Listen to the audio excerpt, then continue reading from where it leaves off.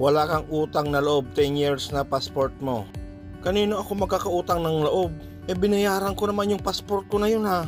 Baka sa senador na gumawa ng batas na yon. O baka naman yung sinasabi mong pagpirma ni Digong. Para po sa kalaman ninyo ha, ang mga politiko, choices nila yan. Yan ang gusto nilang maging trabaho. Hindi mo ba alam na sa buhay natin, real talk lang ha, sa pagkakaroon ng utang na loob na yan, dyan nagkakaroon ng korupsyon. Dahil sa sinasabi mong utang na loob na yan, natatakpan o naitatago ang mga mali. Tayong ordinaryong mamamayan ang kawawa.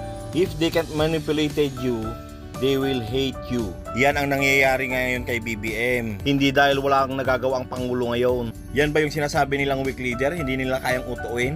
Wala daw utang na loob si BBM? Yan dapat ang gayahin ng ibang politiko. Bibigyan kita ng example para maunawaan mo ang sinasabi ko. Gaya ng pogo na sinuportahan ni Digong. Kung yung utang na loob na yan ang sisira sa buong sambayan ng Pilipino kahit wala ng utang na loob si BBM. Milyon na tao, milyon na pera ang pinag-uusapan sa gobyerno, boy. Administrasyon ni BBM, pantay-pantay tayo, walang mahirap, walang mayaman. Mahirap ka man o mayaman, kung may sala ka, dapat na makulong ka, ganun yun. Akala kasi ninyo walang drug war ang BBM natin? Meron. Pusher nga lang ang inuuna, hindi user. Para mas maintindihan mo, bibigyan na naman kita ng example para makatulong naman sa buhay mo. Kung gusto mong mawalang isang damo sa bakuran mo, dapat tanggalin mo ang ugat. Hindi lang puro sanga o dahon ang tatanggalin mo. Pati ba naman kapulisan, gusto nyo magkaroon ng utang na loob kay Tatay Digong? Sinusuportahan nyo si Digong pero hindi nyo naiintindihan ang sinasabi niya. Kahit isang politiko walang ibinibigay na sariling pera sa tao. Huwag nyo na namang sasabihin hindi nyo napanood ang video na yon.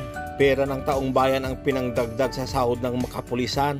So dapat sa taong bayan din manilbi ang mga kapulisan. Doon pa lang mali na ang sinasabi ng mga taong sinusundan ninyo. Kaya ngayon pa lang mag-isip ka na kung ano ba ang hangarin ng sinusundan mong tao. Ikakabuti mo ba o ikakabuti ng sambayan ng Pilipino? O baka naman pansarili lamang nila? Ngayon alam mo na hindi pwede ang utang na loob sa mga politiko ha. Ito ang tatandaan mo. Kung may naitanim ka man na utang na loob sa isang tao, hayaan mong Diyos ang magbayad sa'yo.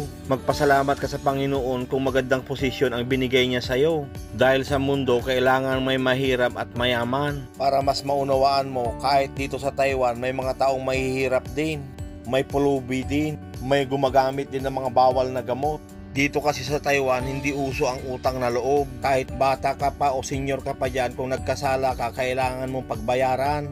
Yan, sana nakatulong sa'yo ha. Kadagiti padak mong Ilocano, ipollow dak na yung Facebook ko. Thank you.